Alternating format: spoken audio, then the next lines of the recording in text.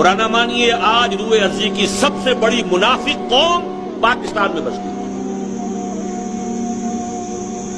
اس لیے کہ نصوص قطعیہ ہیں حدیث کے کہ 4 یا 3 چیزیں، ایک حدیث میں 3 چیزیں بیان کی گئی، ایک میں 4۔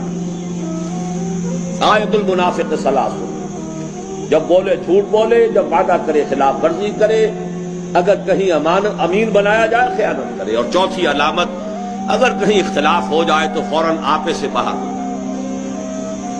فرمایا جس میں یہ 4 اوصاف ہے وہ کٹر منافق۔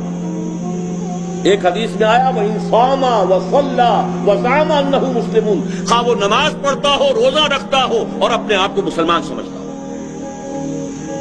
اس حدیث کو سامنے رکھیے اور اپنے معاشرے کا جائزہ لے لیجیے۔ یہاں جو جتنا بڑا ہے اتنا ہی بڑا جھوٹا ہے، جو جتنا بڑا ہے اتنا ہی بڑا وعدہ خلاف ہے، جو جتنا بڑا ہے اتنا ہی بڑا خائن ہے، الا ماشاء اللہ۔